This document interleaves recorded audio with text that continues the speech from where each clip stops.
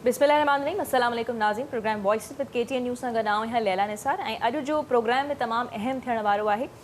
जीअं त अव्हांखे ख़बर आहे त असीं गुज़िरियल जेके प्रोग्राम्स कंदा अचूं पिया, जेका मौजूदा सियासी सूरत हाल आहे उनखे मद्देनज़र रखी करे असीं अहिड़नि इशूज़ ते ॻाल्हाईंदा अचूं पिया जेके अटकियल आहिनि या जंहिं ते असीं ईअं चऊं त सरकार ते कंहिं बि क़िस्म जी तवजा न आहे, पंहिंजी प्रियोरिटी लिस्ट में बिल्कुलु बि शामिल न पिया कनि। जीअं असीं ख़्वानगी जी शरह ते ॻाल्हि कई हुईसीं त ख़्वानगी जी शरह खे यानी लिटरेसी रेट खे कीअं इम्प्रूव कजे ऐं उनखां पोइ असीं स्ट्रीट चिल्ड्रन चाइल्ड बेगरी जहिड़ा इशूज़ हाईलाइट कयासीं, जेके सदियुनि खां असीं ॾिसूं पिया त उते जो उते बीठा आहिनि। खोड़ हुकूमतूं आयूं वयूं पर अहिड़े क़िस्म जा इशूज़ असांखे सॉल्व थींदे तमामु घटि नज़र अचनि पिया, घटि पैमाने ते नज़र अचनि पिया।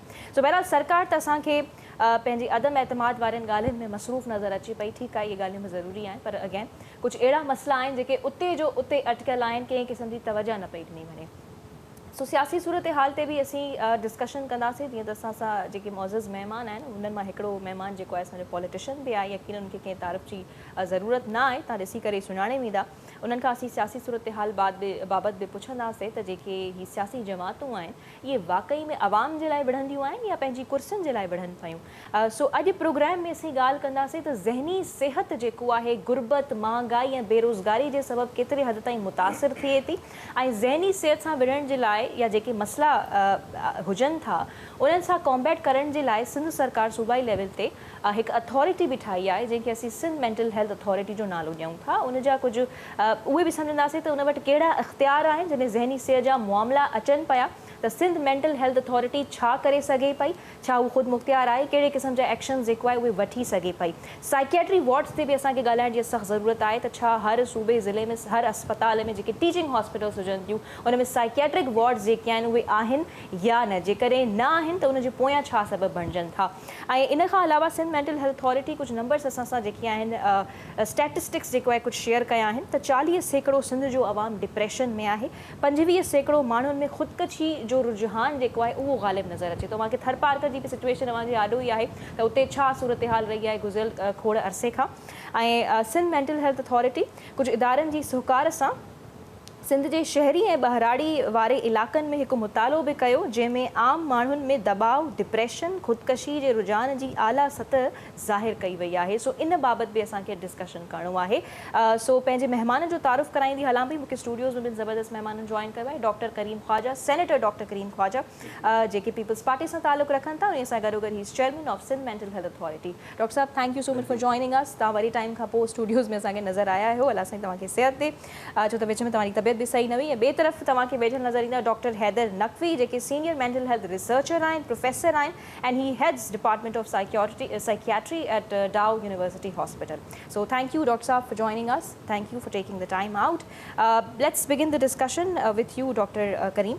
असां अवां खां जेको आहे डिस्कशन जो आगाज़ कयूं पिया। सिंध मेंटल एक्ट जे हवाले सां बि असांखे अॼु ॻाल्हि ॿोल करणी आहे पर सभ खां अहम सुवाल पहिरियों आउं रखंदसि त हीअ जेके सियासी जमातूं विढ़नि पियूं वाक़ई में यू बीइंग अ पॉलिटिशियन छा पिया सम्झो त वाक़ई में आवाम जे लाइ पियूं विढ़नि या पंहिंजी कुर्सी जे लाइ विढ़नि पियूं? केरु अज़ीज़ आहे उन्हनि खे? जेको मुख़्तसर ऐं ग्रेप्स करे जवाबु ॾींदुसि श्योर त जेको सब कॉन्टिनेंट में जेका पॉलिटिक्स स्टार्ट थी हुई अॼु खां 200 साल पहिरीं, उहा कांग्रेस पार्टी कई हुई जेका हिकिड़ी वाइब्रेंट पॉलिटिकल पार्टी हुई, सेकुलर पार्टी हुई। लेटर ऑन मुस्लिम लीग ठही जेका बेसिकली उनमें कम्यूनल थिंकिंग हुई ऐं इहो पोइ 47 में पार्टीशन थियो।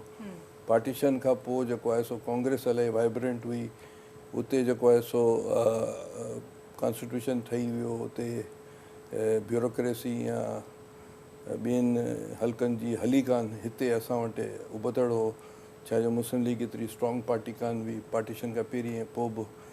ऐं हाणे सॼो असुलु असां कयूं त हक़ में जो जहिड़ो आहे पार्लियामेंट जी बालादस्ती के पार्लियामेंट हर चीज़ करे 72 ईयर्स खां इहे चीज़ूं हलनि पियूं। ऐं इन जंग में बेनज़ीर बि शहीद थी, इन जंग में भुट्टो शाह बि शहीद थियो, इन में नवाज़ शरीफ़ बि एग्ज़ाइल में वियो हलियो, इन में शेख मुजीबुर रहमान वञी अलॻि मुल्क ठाहियो। त बेसिक जंग इहा आहे त पार्लियामेंट ऐं अवाम सोवरेंट हुजे। हीअ जेका दुनिया आहे जेका हले पई इहा 200 ईयर्स जी तारीख़ आहे। फ्रेंच इनकलाब, अमेरिका जी आज़ादी ऐं रशियन इनकलाब, ये जेके यूनाइटेड नेशन औरतुनि जी जेका आहे सा बराबरी, औरतुनि जो वोट जो हक़, स्लेवरी जो ख़तमु, ह्यूमन राइट्स, कॉन्स्टिट्यूशनलिज़म सॼी दुनिया में, बराबरी, respectable for creed and class and religion, ये 200 साल जी तारीख़ आहे। ऐं पाकिस्तान में बि इहा चीज़ हुजणु खपे, हर बराबरि हुजणु खपे। इहा जंग तव्हांखे इन कॉन्टेक्स्ट में ॾिसो, अहिड़ा एलिमेंट्स आहिनि जेके चाहिनि था ॾिसो सॼी दुनिया में इहो जेको बि हिकिड़े ज़माने में बादशाहत हलंदी हुई, उन खां पहिरीं शिकारी माशरो हो, पोइ बादशाहत जो हो। हिन वक़्तु डेमोक्रेसी आहे, पार्लियामेंट आहे, कॉन्स्टिट्यूशनलिज़म आहे, इन तहत कमु हलंदो जिते किथे।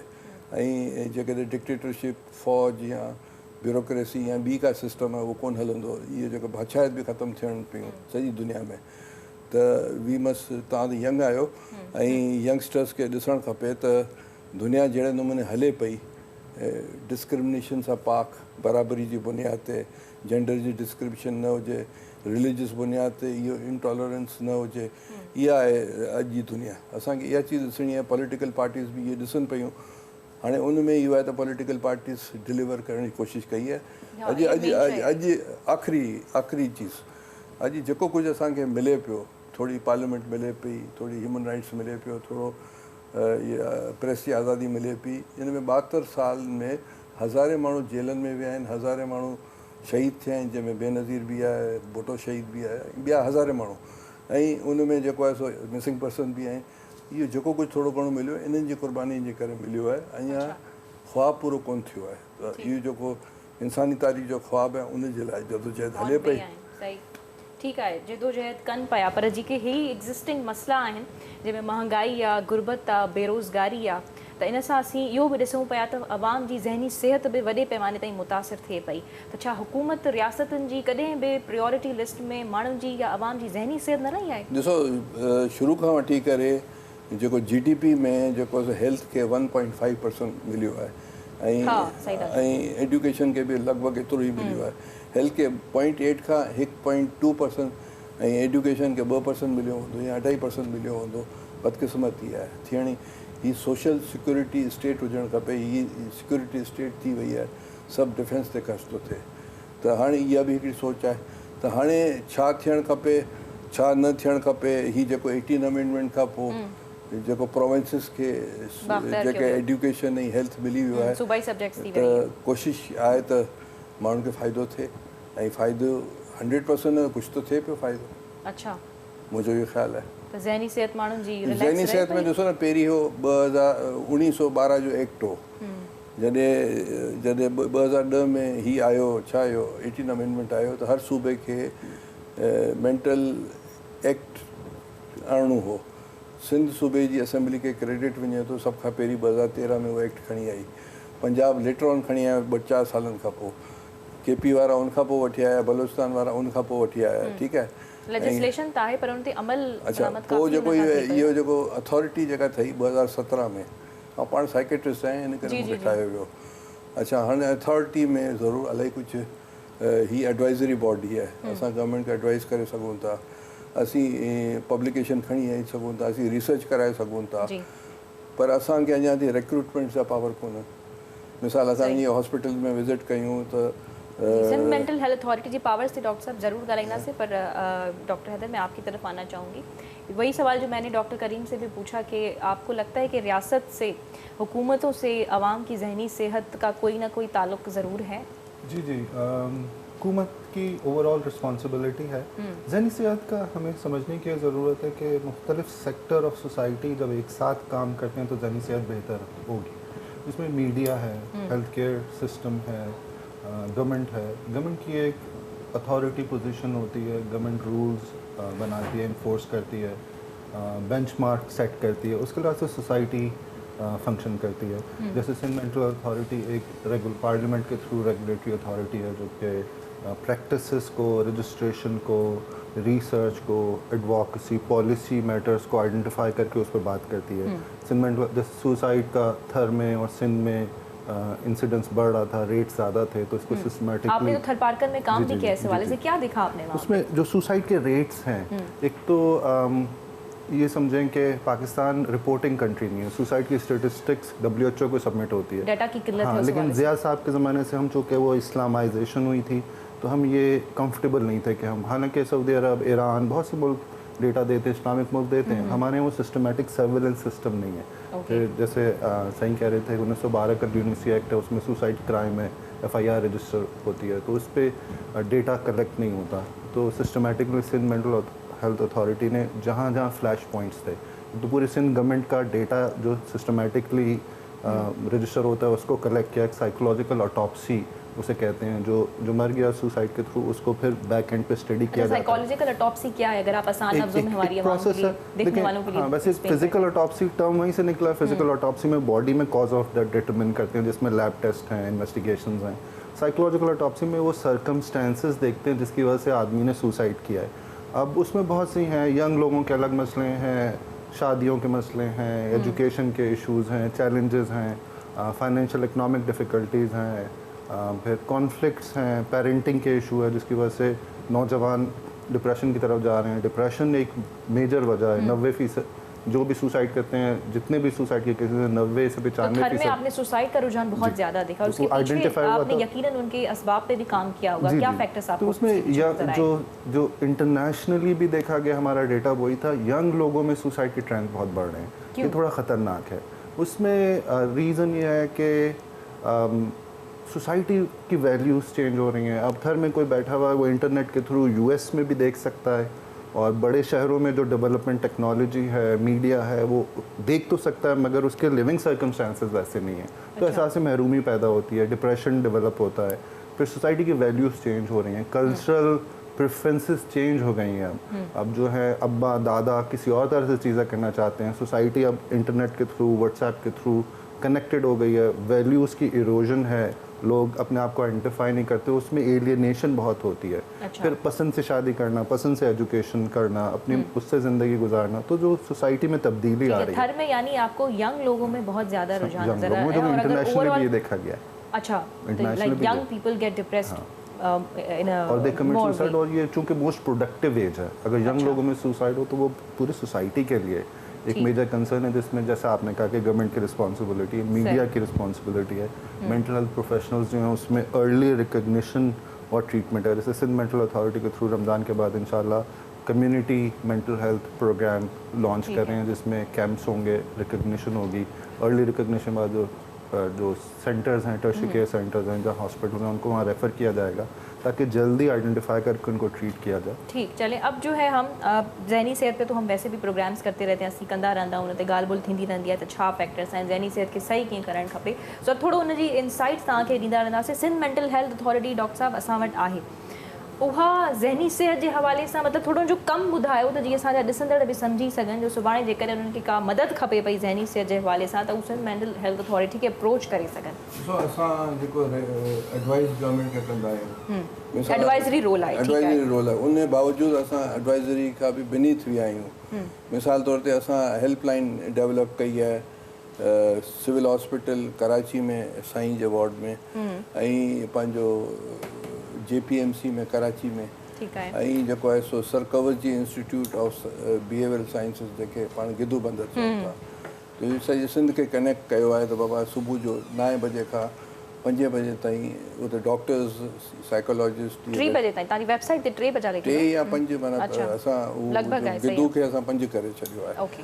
त उते अगरि को उन सां ॻाल्हि ॿोल करे, पुछा करे, सलाह वठे, हिकिड़ो त इहो रोल आहे। ॿियो जेको असां पर छा ट्रस्ट करण जी ॻाल्हि न पई अचे, कोई पंहिंजा इशूज़ जेको आहे हेल्पलाइन जे ज़रिए, इहे इनखे बि थोरो इन ते हेल्पलाइन में ॾिसो ॿ टे ॻाल्हियूं।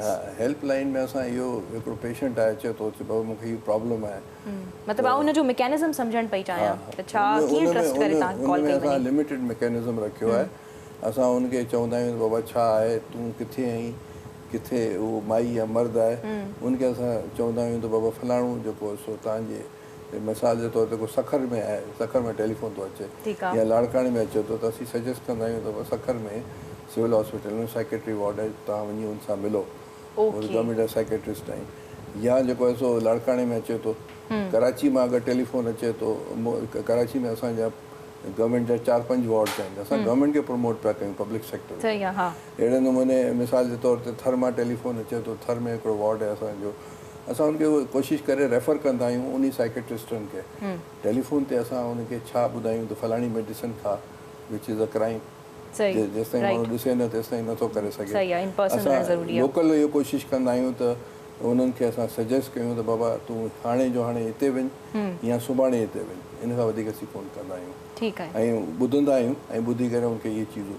सही आहे इख़्तियार कहिड़ा आहिनि सिंध मेंटल हेल्थ अथॉरिटी वटि ऐं अञा छा जी ज़रूरत आहे जो पाण खे हू सिंध मेंटल हेल्थ अथॉरिटी ख़ुदि मुख्तियार साइकेट्रिस्ट जेके असां रजिस्टर करे सघूं था ठीकु आहे साइकियाट्रिस्ट रजिस्टर करे सघो था एंड असां वटि सिंध में 140 साइकेट्रिस्ट आहिनि ठीकु आहे इहो नंबर इनफ आहे साइकियाट्रिस्ट जो तमामु घटि आहे नौजवान नथा अचनि छोकिरा छोकिरियूं नथियूं अचनि तव्हांजे प्रोग्राम में तवसुस सां चवंदासीं उहे अचनि असीं चाहियूं था त साइकोलॉजिस्ट खे बि अच्छा इतने भी छा डॉक्टर करीम यो साइकोलॉजी वाली गाल न पई अचे तो सोसाइटी जो है वो बहुत डिग्रेड करती है कभी इस तरह के अगर प्रोफेशंस की बात आ जाती है जैसे like our parents they want their children to be engineers and doctors but ये वो एक स्टिग्मा जो है वो स्टिक है उसके साथ डॉक्टर करीम तामीन ते रोशनी विझो त वाई न अचण जे पोयां बि त हिकु साइकोलॉजी वारी शइ आहे न ॾिसो ॻाल्हि ॿुधो त to become a psychiatrist one has to become doctor थियणो पए थो MBBS हा राइट ऐं उन खां पोइ 4-5-6 साल लॻी पर उन खां पोइ बि आई सीन मेडिकल स्टूडेंट्स हू काफ़ी चूज़ी थियनि पिया त हू जेको आहे अहिड़ो कनि जंहिंमें पैसो वधीक हुजे या सर्जरी जी तरफ़ वञनि अमेरिका में साइकेट्रिस्ट ऐं डेंटल सर्जन वधि पैसो थो कमाए अच्छा सही आहे त हिते बि माण्हू हाणे अचनि उते त डॉक्टर साहब ॿियनि फील्ड्स वारा बि इलाही कमाइनि पिया न पर मां जेको तव्हांखे ॿुधायां थो यू कैन सर्च ठीकु आहे but I don't know convince करण जे लाइ इहो आहे काफ़ी आहे ॿियो हाणे साइकोलॉजिस्ट उहे आहिनि मिसाल तौर ते साइकेट्रिस्ट वटि इलाही पेशेंट था अचनि पोइ टेस्ट जेका थींदी आहे पर्सनैलिटी टेस्ट थींदी आहे काउंसलिंग थींदी आहे उनमें साइकोलॉजिस्ट जी इन वक़्तु वधि में ज़रूरत इन करे आहे जो साइकेट्रिस्ट एतिरा कोन्हनि माना जेके यूनिवर्सिटीज़ में असां साइकोलॉजिस्ट विहारे सघूं था असां स्कूल्स में विहारे सघूं था असां मुख़्तलिफ़ इंडस्ट्रीज़ में विहारे सघूं था असां पुलिस में विहारे सघूं था फर्स्ट लाइन उहो ॾिसी करे रेफर टू द साइकेट्रिस्ट थी सघे थो यूरोप अमेरिका में इहो ई सिस्टम आहे सही आहे मतलब हर सेक्टर में साइकियाट्रिस्ट या साइकोलॉजिस्ट हुजनि साइकोलॉजिस्ट हुजणु तमामु ज़रूरी आहे हिन एक्ट में असां 2019 में लिखी मोकिलियो आहे गवर्नमेंट खे सिंध मेंटल एक्ट में एक्ट असां गवर्नमेंट खे लिखी मोकिलियो आहे त हिन में तरमीम जी ज़रूरत आहे हा तरमीम जी ज़रूरत आहे उहो लिखी मोकिलियो आहे पर वरी उन खां पोइ जेको हीअ अची वियो कोरोना त चीज़ूं स्लो थी वियूं ॿियूं बि असां तरमीमूं लिखी मोकिलियूं आहिनि त हीअ थियणु खपे ऐं हीअ थियणु अच्छा हाणे असांखे उमेदु आहे साईं मुराद अली शाह हिन खे प्रमोट पियो करे मेंटल हेल्थ खे तरमीम त हिकु साइकोलॉजिस्ट बि उन्हनि खे बि शामिल कयो वञे ऐं ॿियो हर सेक्टर में साइकियाट्रिस्ट ऐं साइकोलॉजिस्ट हुजणु हर ज़िले में ऐं हर टीचिंग इंस्टीट्यूट जंहिंखे मेडिकल कॉलेज सां गॾु टीचिंग इंस्टीट्यूट हूंदो आहे न उहो पब्लिक हुजे प्राइवेट हुजे त साइकेट्री वार्ड इज़ नेसेसरी हाणे सिंध जी छा पोजीशन आहे सिंध में कराची में सिविल हॉस्पिटल जंहिंजो प्रोफेसर आहे नक़वी साहब हैदर नक़वी साहब JPMC में साइकेट्री वार्ड आहे उन खां पोइ अब्बासी शहीद में आहे उन खां पोइ लियारी जनरल में आहे ठीकु आहे असांजी कोशिशि सां इहो जेको असांजी कोशिशि कराची में हुई त चाइल्ड साइकेट्री जो वार्ड खुले नांगन चौरगी ते चाइल्ड हॉस्पिटल आहे गवर्नमेंट जो उते पीडियाटिक वार्ड्स खुलियो हो हाणे डिसफंक्शनल थी वियो आहे अहिड़े नमूने कतर हॉस्पिटल आहे डिस्ट्रिक्ट वेस्ट में वॾो हॉस्पिटल आहे जंहिंमें 700-800 बेडेड हॉस्पिटल आहे उते असां वार्ड खोलायो हो गवर्नमेंट खे रिक्वेस्ट करे अहिड़े नमूने गिद्धू जेको आहे जंहिंखे sir Cowasjee institute of psychiatry इहो 150 साल आहे हैदराबाद में लम्स वटि साइकेट्री वार्ड कोन्हे लम्स में लियाकत यूनिवर्सिटी अहिड़े नमूने चांडका मेडिकल कॉलेज वटि वार्ड आहे सखर में असां खोलायो आहे उते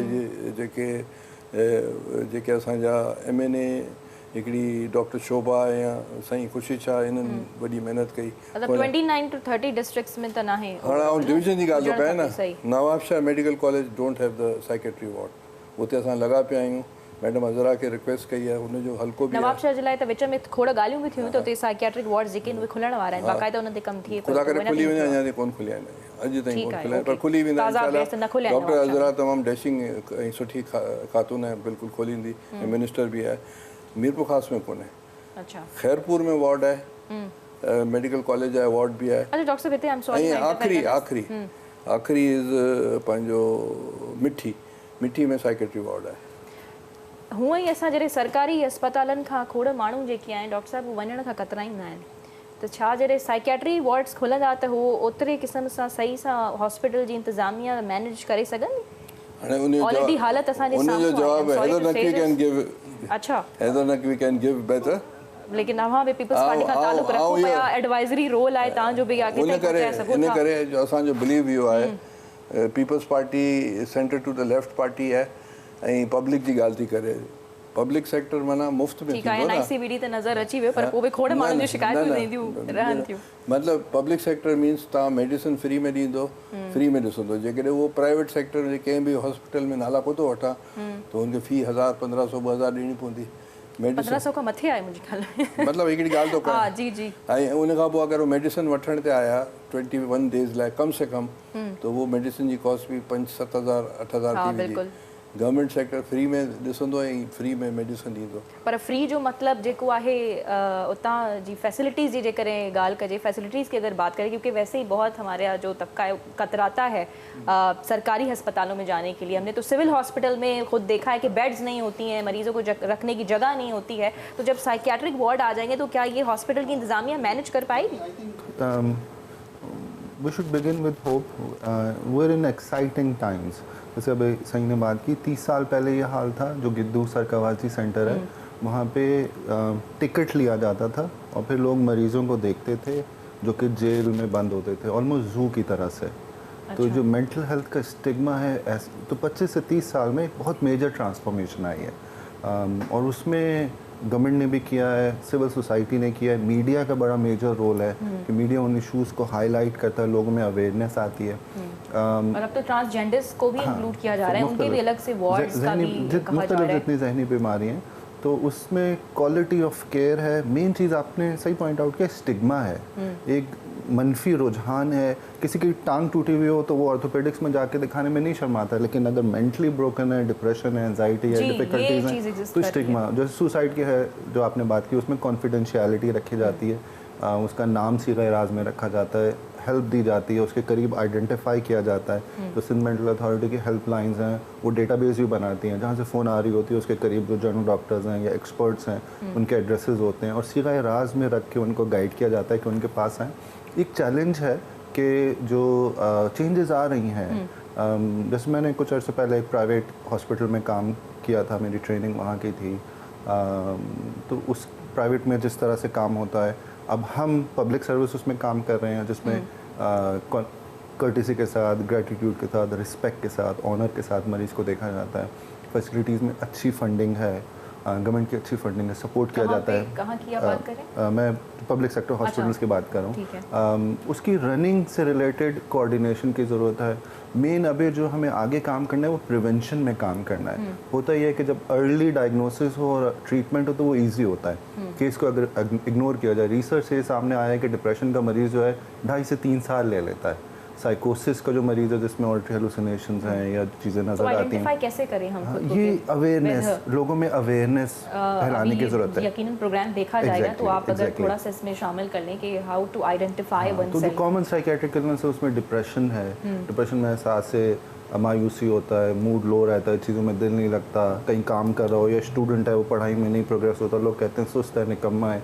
कोई भी आदमी जान के अंडर परफॉर्म नहीं कर रहा होता, या बहुत से एम्प्लॉयज़ हैं जो कि एब्सेंटीज़ बहुत ज़्यादा हो रही होती हैं, काम पे नहीं आ रहे होते, उसके पीछे भी डिप्रेशन है। फिर घर के ऐसे हालात होते हैं, इरिटेबिलिटी है, वो फैमिली के साथ नहीं कनेक्ट करते, बच्चा है तो पेरेंट्स के साथ नहीं, हस्बैंड वाइफ उनका रिलेशन अफेक्ट होता है। तो डिप्रेशन अगर अर्ली आइडेंटिफाई करें तो उसका बहुत अच्छा इलाज होता है। और इसी तरह इलाज क्या उसमें भी साइकियाट्रिस्ट जो है वो मेडिसिन देते हैं या प्रॉपर काउंसलिंग के सेशंस होते हैं? देखिए ये दूसरी बात है। फिर ये जो लोगों में मिसपरसेप्शन है, मिथ्स है कि नफ्सियात की दवाई एडिक्टिव है, आदत हो जाती है, नशावर है, तो ये लोग इसलिए भी सामने नहीं आते। जो सेफ दवाइयाँ हैं, SSRIs उन्हें कहते हैं, specific certain reuptake inhibitors, safe है, इफेक्टिव है। डिप्रेशन का मरीज जैसे ही आपके पास आता है आप उन्हें दवाइयाँ देना शुरू होते हैं? काउंसलिंग है, माइल्ड टू मॉडरेट केसेस में काउंसलिंग है, लाइफस्टाइल चेंजेस हैं। जो मॉडरेट टू सिवियर हैं जिसमें होपलेसनेस है, नाउम्मीदी है, मायूसी है, काम नहीं कर सकते, उसमें दवाई का रोल है। दवाई 2 से 3 हफ्ते लेती है, आदमी सही हो जाता है। दवाई का कोर्स है, पूरा कोर्स कंप्लीट करना पड़ता है, जैसे बुखार में एंटीबायोटिक्स का कोर्स होता है। तो डिप्रेशन का बड़ा अच्छा इलाज हो जाता है और आदमी नॉर्मल होकर सोसाइटी में प्रोडक्टिव अच्छा, रोल जैसे प्ले कि करता डॉक्टर है। करीम ने कहा कि 140 is not enough number of psychiatrist present in the province, right? तो आप इसके बारे में क्या कहेंगे? साइकियाट्रिस्ट की तादाद को बढ़ाना क्यों ज़रूरी है और साइकियाट्रिस्ट को आज के दौर में किन चैलेंजेस का सामना करना पड़ रहा है? देखिए, ये चैलेंजेस यही हैं कि गवर्नमेंट की तरफ से सपोर्ट हो, ट्रेनिंग प्रोग्राम्स हैं, ट्रेनिंग डिसिप्लिन चाहता है यानी साइकियाट्रिस्ट को ट्रेन किया जाए, साइकियाट्रिस्ट की ट्रेनिंग का, और उनके साथ एलाइड हेल्थ वर्कर। त छा डॉक्टर करीम इहा शइ सिंध मेंटल हेल्थ अथॉरिटी कराए सघे पई साइकियाट्रिस्ट खे ट्रेन करण जे लाइ इहो इख्तियार आहे सिंध मेंटल हेल्थ अथॉरिटी? जो ट्रेनिंग है वो टीचिंग इंस्टीट्यूट में प्रोफेसर्स करे सघनि था, टीचिंग इंस्टीट्यूट रिकग्नाइज हुजे, college of physician and surgeons okay, जेको आहे उहो अच्छा, ये इदारे जे मथां अचे पियो। ऐं उन खां पोइ यूनिवर्सिटीज़ मुंहिंजो आहिनि। चवण जो मतिलबु आहे त अथॉरिटी एग्ज़ामिन न पई करे सघे त फलाणी हॉस्पिटल में जेकर ही साइकियाट्रिस्ट या साइकोलॉजिस्ट कमु करे तो वेदर ही ट्रेन्ड और नॉट, छा इहो सिंध असां मेंटल वधि में अथॉरिटी? सजेस्ट करे सघूं था, लिखी सघूं था to the government, to the health department के भई ही असां ऑब्जर्वेशन आहे, हिन खां वधीक असांजो ॿियो न त पोइ इहा शइ केरु एग्ज़ामिन कंदो? छा हर हॉस्पिटल में वञी इदारे में स्पेशली जेकर ॾिसो साइकियाट्रिस्ट? असां वञी करे पंहिंजी टीम्स मोकिलियूं एक्सपर्ट्स जी, उहो असांखे रिपोर्ट कंदो, असां गवर्नमेंट खे रिपोर्ट कंदासीं। मतिलबु तव्हां पंहिंजो टीम्स मोकिले सघो पिया न इदारनि जो मुआइनो करण? मुआइनो करे असां लिखी सघूं था त बाबा ही हिन में प्रोस एंड कॉन्स आहिनि, हिन खे दुरुस्त कयो। हिन खां वधीक इहो एडवाइज़री रोल आहे। ठीकु आहे, पर असल जेको रोल जेको आहे, जेको तव्हां पुछा कयो था, उहो college of physician and surgeon जो आहे। ओके, ठीकु आहे, ठीकु आहे न। ऐं ॿियो जेको आहे यूनिवर्सिटीज़ आहिनि, सही आहे, मिसाल लियाकत यूनिवर्सिटी आहे, उहो डिग्री अवॉर्डिंग इदारो आहे। हाणे जेको थैंक्स टू सिंध असेंबली ऐं मुराद अली शाह साहब चीफ मिनिस्टर, असांजी रिक्वेस्ट, असांजे चवण ते Sir Cowasjee institute of psychiatry and behavioural sciences खे ऑटोनोमस ऐं डिग्री अवॉर्डिंग इदारो ठही वियो आहे। 1 साल थी वियो आहे, बोर्ड बि ठही वई आहे, जंहिंजो बोर्ड जी हेड मिनिस्टर हेल्थ आहे। ऐं हाणे हुनजी मीटिंग्स थी नई चीज़नि खे वधनि त हीअ हिनखे ॿिनि इदारनि सां असां अटैच कयो आहे। त हिकिड़ो लम्स खे ऐं ॿियो जेको सिंध यूनिवर्सिटी। त हाणे इहा अल्टीमेटली अॻिते हली करे एशिया जी पहिरीं यूनिवर्सिटी ठहंदी। सही आहे। पर हाणे कम स्टार्ट थिए त चीज़ूं वञी थियनि। अच्छा, सिंध मेंटल हेल्थ अथॉरिटी मिठी में बि जेको आहे सुसाइड जी प्रिवेंशन ते कोई ट्रेनिंग सेशंस ट्रेनिंग कयूं आहिनि। असां डॉक्टर्स खे मेल ऐं फीमेल डॉक्टर्स जी असां ट्रेनिंग कराई आहे, राउंड अबाउट 300 ॼणनि जी। असां जेको आहे सो लेडी हेल्थ वर्कर्स खे बि ट्रेन कयो आहे इन हवाले सां। चाहे जो असां मिठी में सर कवच जी इंस्टीट्यूट ऐं मिठी ऐं थर फाउंडेशन असां गॾिजी करे हेल्पलाइन बि हलायूं। तव्हां हुननि खे मेंटल हेल्थ हवाले सां ई मेंटल हेल्थ की भई हाणे मिसाल तौर ते हू जेका लेडी हेल्थ वर्कर्स आहे, उहो आइडेंटिफाई करे हॉस्पिटल में वठी थियूं अचनि, उतां वरी जेको आहे सो डॉक्टर ॾिसे थो, या पोइ वरी कवच जी सां हेल्पलाइन सां मिलायो। क़ौमी ज़हनी सिहत ते पॉलिसी हुजणु खपे? बिल्कुलु हुजणु खपे, पर national mental health policy. National mental health policy in करे नथी थी सघे जो सूबे जो सब्जेक्ट थी वियो आहे। अच्छा, हाणे जेको आहे ही एक्ट सूबाई लेवल ते आहे लेजिस्लेशन कानून साज़ी, त पोइ ही एक्ट खे तव्हां वाइब्रेंट ऐं प्रॉपर कंदो त जेको आहे सो तव्हांजी policy Sindh mental health act में कहिड़ियूं खामियूं आहिनि, कहिड़ी तरमीमूं अञा थियणु खपनि? मिसाल साइकोलॉजिस्ट सभ खां वॾी ॻाल्हि आहे, उनखे इंक्लूड करिणो पवंदो। ओके, उन खां पोइ जेको आहे सो इन में जेको आहे सो जेके विज़िट असांजा विज़िटिंग जेको बोर्ड आहे उनखे उहो जेको आहे मिसाल तौर ते उहो जेको आहे सो असांखे चवंदो, असां गवर्नमेंट खे चवंदासीं, पर असां फाइन नथा करे सघूं, या हॉस्पिटल बंदि नथा करे सघूं, या हा, इहे चीज़ुनि में डिफेक्ट्स आहिनि।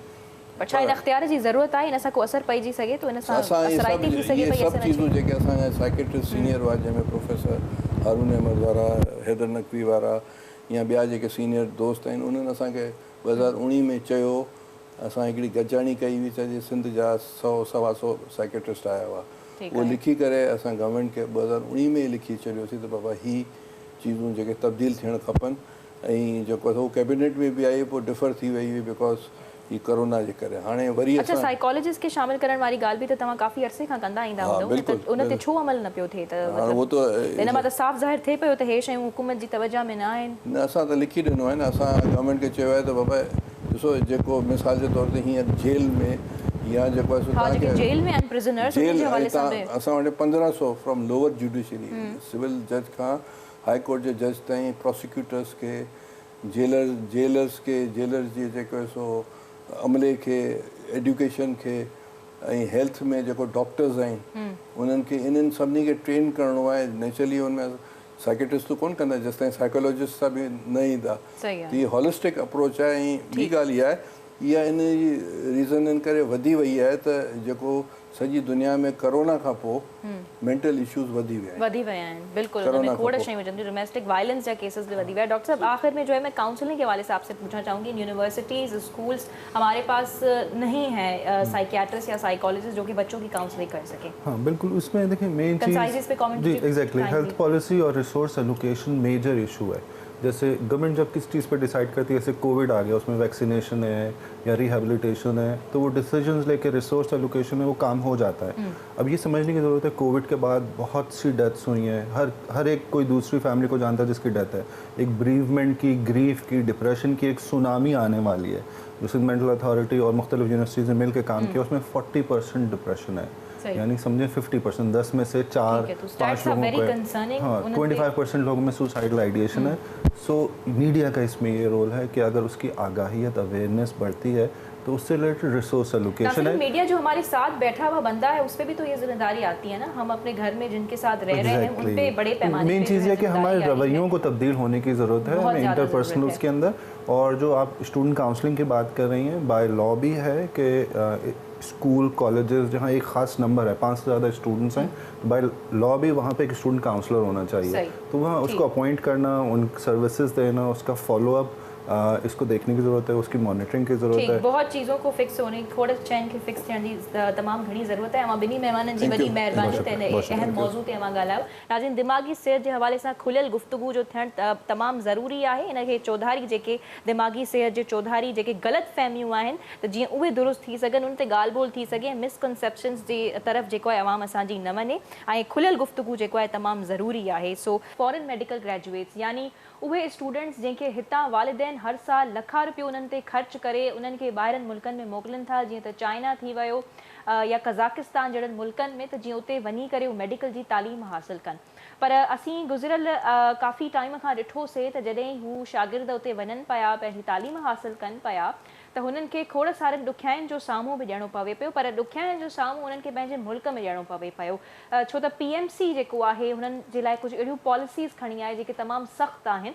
ऐं ॿी जेकी वधि खां अफ़सोस करण वारी ॻाल्हि हुजे थी उहा इहा आहे त हू 23 कलाकनि खां वधीक ड्यूटी कनि पिया हॉस्पिटल्स में, हाउस जॉब कनि पिया, पर उन बावजूद बि हुननि खे सैलरीज़ न पियूं मिलनि। इहो हिकु वॾो कंसर्निंग इशू आहे।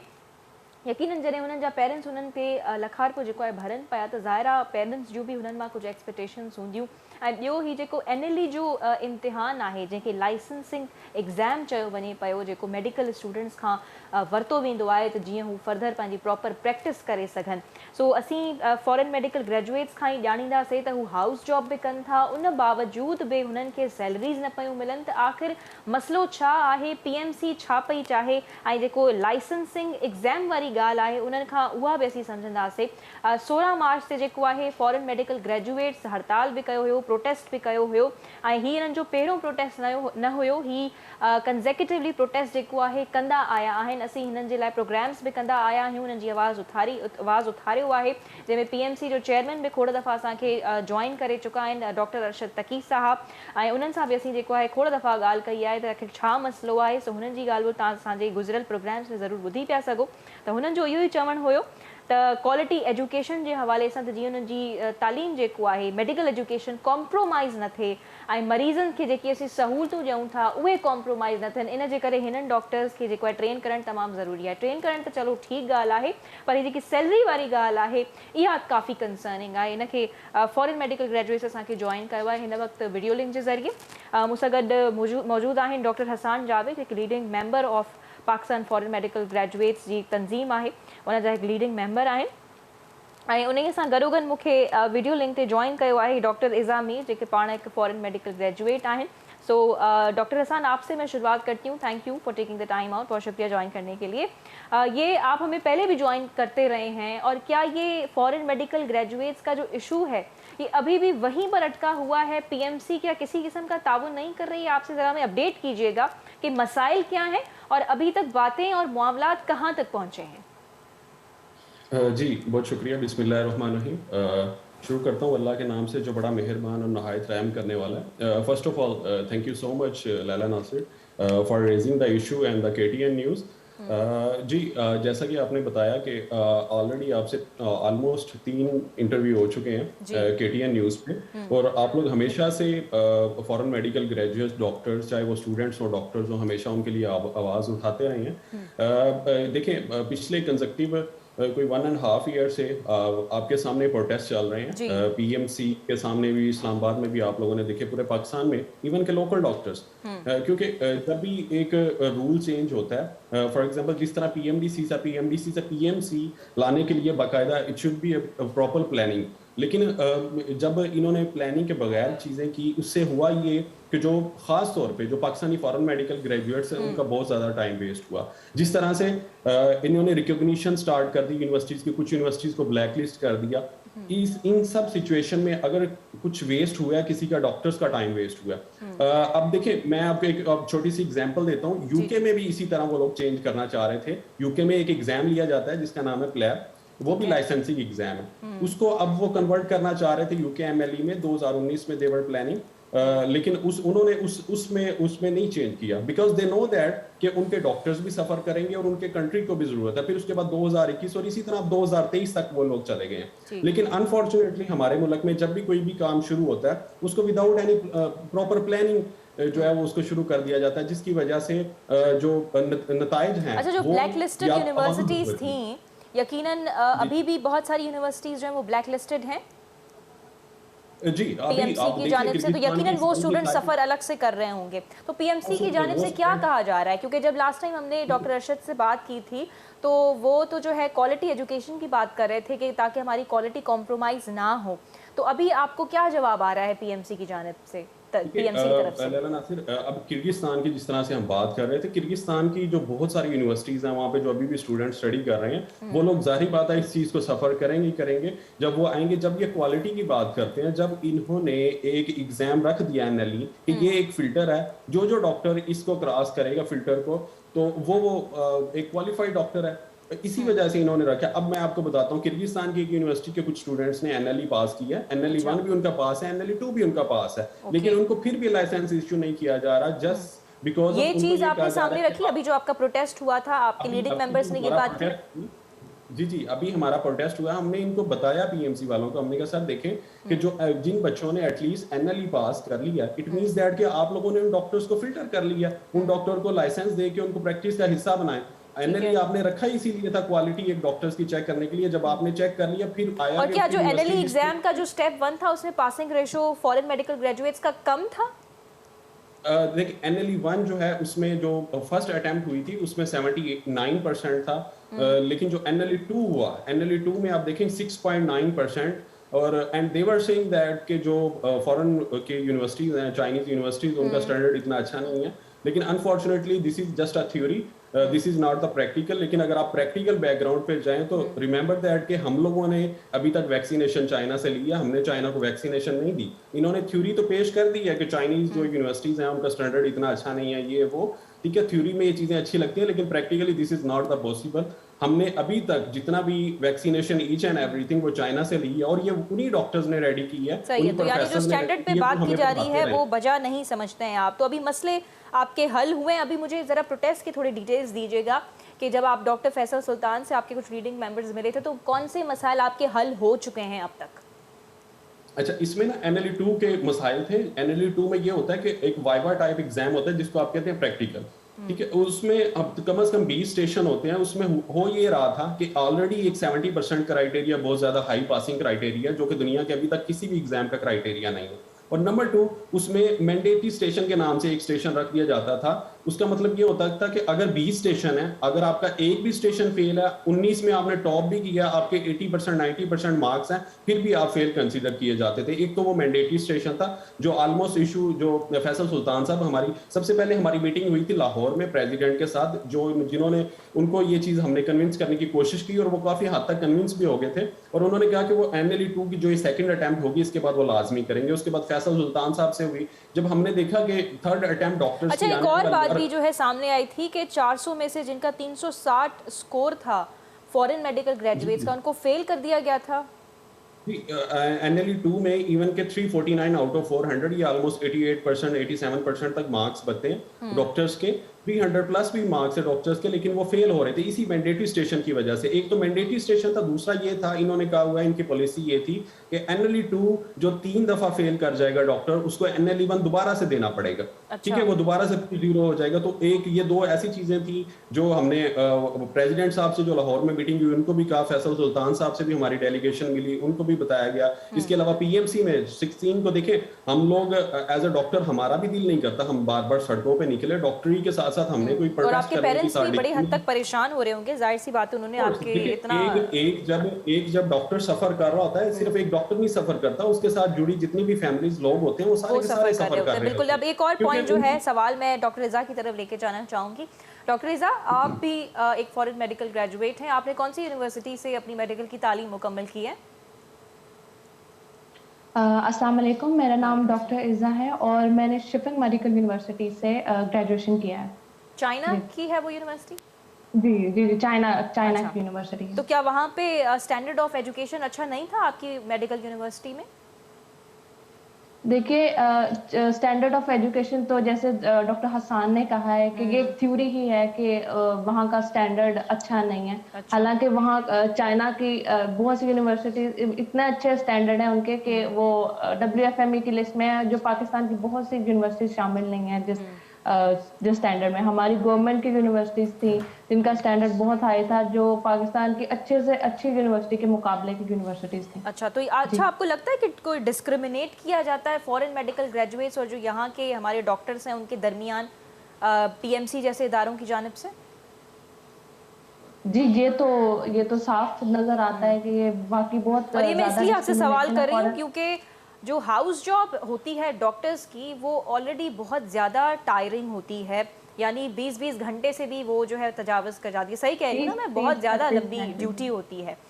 लेकिन हमने देखा है कि जो यहाँ के हमारे डॉक्टर्स हैं जो हाउस जॉब कर रहे हैं बच्चे, वो उनको तो सैलरीज मिल रही हैं। ठीक है, एक तो आपकी ड्यूटी इतनी ज़्यादा है और उसके बाद आपको सैलरीज मिलना, चले ये एक सेटिस्फैक्ट्री बात है। लेकिन दूसरी जानिब हम देखें, जो आप डॉक्टर्स बाहर की मेडिकल यूनिवर्सिटी से पढ़ के यहाँ पे प्रैक्टिस कर रहे हैं, हाउस जॉब कर रहे हैं, आपकी ड्यूटी के जो भी आवर्स हैं वो भी इतने ही हैं जितने यहाँ के लोकल डॉक्टर्स के हैं, तो लेकिन आपको सैलरी नहीं दी जा रही है। तो क्या ये कंसर्निंग नहीं है कि इतनी लंबी देर ड्यूटी करना, उसके बावजूद भी सैलरी का ना मिलना, ये इशू क्या है? ये भी तो आपने प्रोटेस्ट में ज़रूर रेज़ किया होगा। जी बिल्कुल, ये बात हमने प्रोटेस्ट में रेज की थी कि हम लोग को हाउस जॉब जिनका स्टेप 1 क्लियर है, जिन यूनिवर्सिटीज का लिस्ट B में है वो, और जिनका स्टेप 1 क्लियर है वो, उनको हाउस जॉब करने की इजाजत दी जाए। और हमारे बहुत से स्टूडेंट हैं जो मतलब जिनको लाइसेंस मिलने के बावजूद हाउस जॉब जो कर रहे हैं वो अनपेड कर रहे हैं। और ये बहुत हमारे लिए मतलब लम्हा फिक्रिया है कि हम लोगों को इतना कुछ स्ट्रगल करने के बाद, स्टेप 2 क्लियर करने के बाद, लाइसेंस लेने के बाद हम लोगों को हाउस जॉब भी मिल जाती है, तो भी इतनी मुश्किलों से हाउस जॉब मिलती भी है तो वो भी अनपेड मिलती है। अच्छा, यानी अगर जिसको लाइसेंस मिल भी रहा है, डॉक्टर हसन आप इस बात की तस्दीक भी कीजिएगा कि जो फॉरेन मेडिकल ग्रेजुएट्स को लाइसेंस मिल रहा है, क्या उनकी भी हाउस जॉब पेड है? इसको क्लियर कीजिएगा जरा।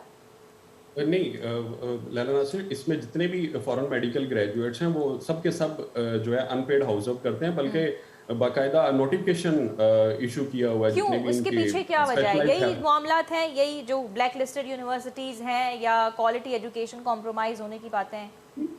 यहाँ पे तो क्वालिटी एजुकेशन कंप्रोमाइज नहीं ना होती। इन्होंने दिया ही लाइसेंस उन डॉक्टर्स को है जिनकी यूनिवर्सिटीज नंबर 1 रिकॉग्नाइज हैं, उसके बाद उनके एनएलई भी क्लियर है। अब देखिए, इन्होंने क्वालिटी डॉक्टर्स तो यूके अमेरिका से भी बेटर प्रोड्यूस कर ली हैं, फिल्टर कर ली हैं, लेकिन अनफॉर्चुनेटली हम लोग नहीं कह रहे कि हमें उतना प्रोटोकॉल में दिया जाए, डॉलर्स में, पाउंड्स में सैलरी दी जाए, लेकिन एटलीस्ट इतना स्टाइपेंड हो जितना यहाँ के ग्रेजुएट्स को होता है। आप डॉक्टर से ये क्लियर कीजिएगा, किसी भी फॉरेन मेडिकल ग्रेजुएट को जो हाउस जॉब कर रहा है उसको वो हाउस जॉब उसकी अनपेड है?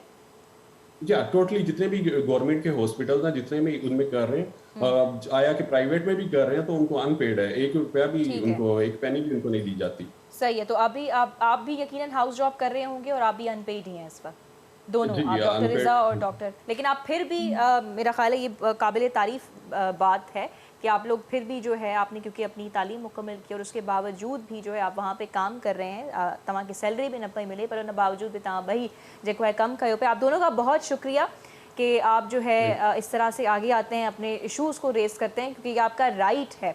और असां भी नाज़रीन कॾहिं ईअं न कयो आहे त हिकु तरफ़ो मौक़िफ़ रखियो हुजे।